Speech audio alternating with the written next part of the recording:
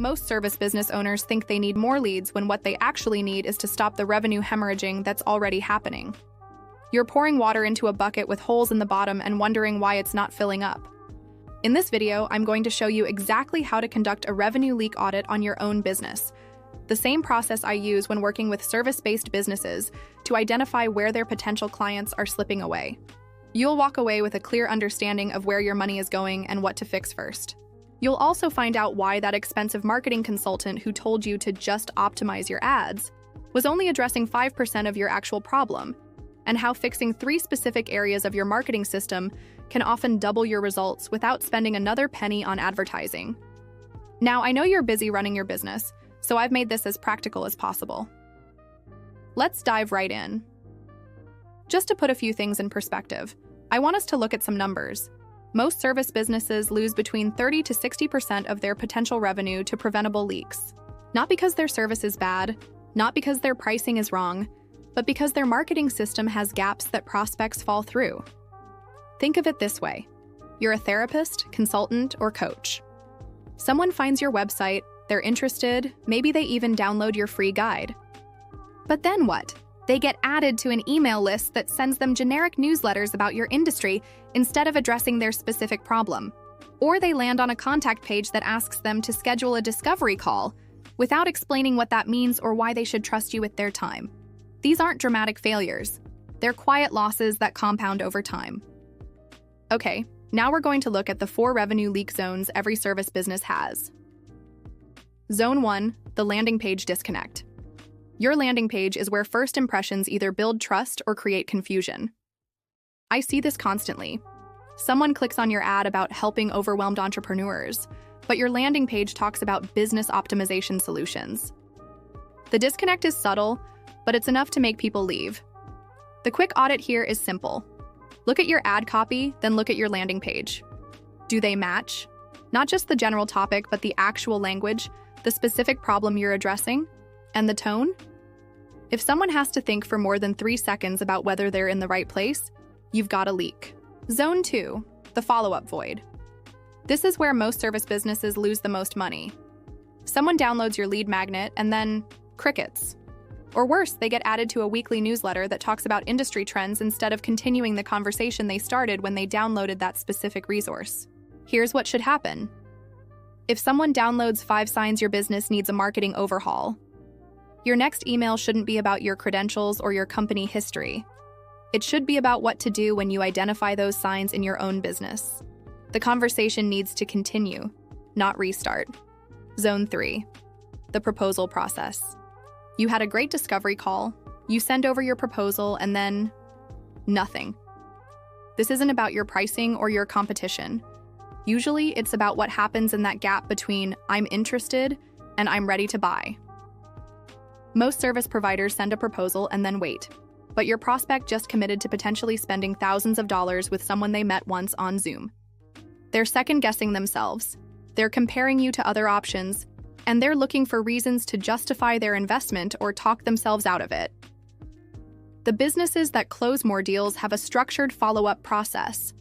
Not pushy sales calls, but value-driven touchpoints that reinforce the decision and address common concerns before they become objections. Zone 4, the onboarding experience.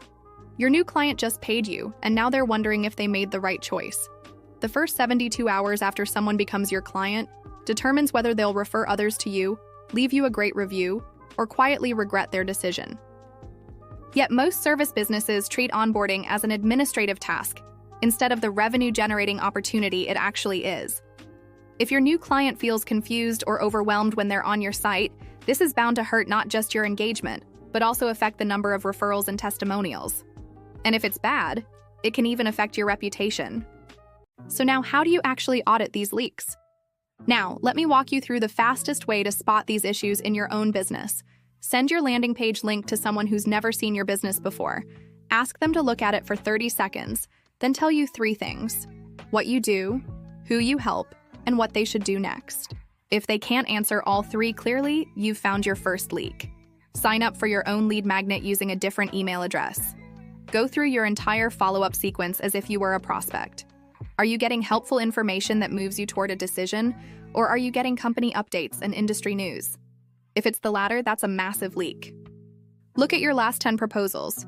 How many turned into clients? More importantly, how many never responded at all? If more than half of your proposals disappear into the void, the problem isn't your pricing or your competition. It's your follow-up process. Now let's look at some quick fixes that actually work pretty well. For landing pages, match your headline to the specific problem mentioned in your ad or the search that brought them there. If your ad says "overwhelmed by marketing," your headline should address being overwhelmed by marketing, not marketing solutions in general. For email follow-up, create a specific sequence for each lead magnet. If they downloaded a guide about pricing, send them emails about pricing decisions, not general business tips. Continue the conversation they started. Don't start a new one. For proposals, build in 3 touch points after you send a proposal.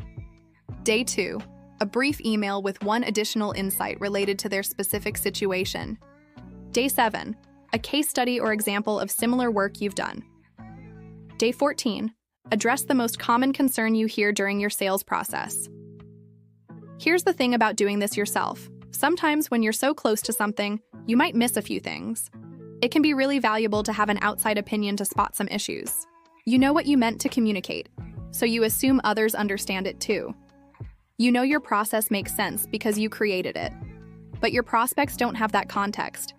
They are making decisions based on limited information while being pulled in multiple directions by other priorities and options. This is why even experienced business owners benefit from an outside perspective on their marketing systems. It's not about intelligence or capability, it's about objectivity. Look, I get it. You started your service business because you're good at solving problems for people, not because you wanted to become a marketing expert. But here's the reality. Every day you're not plugging these revenue leaks is another day of lost income and missed opportunities to help the people who need your services most. The good news is that most of these fixes are simpler than you think. You don't need to rebuild everything from scratch or learn complicated new systems. You just need to identify where the gaps are and address them systematically. If you would like a quick 5-minute audit of your funnel or your process to spot the areas that you can test and improve upon, check out the free downloadable checklist, especially made for service businesses with smaller teams. It's meant to help you trace the leaks in your own business and identify what your next steps should be to solve it. This way, you can make changes to those exact areas of your sales pipeline and understand your customer better. This way, you'll be more likely to get more out of your marketing efforts even with the same number of leads in future. The link is in the description below. This has been Rita with ClickSandThings.com. See you in the next one.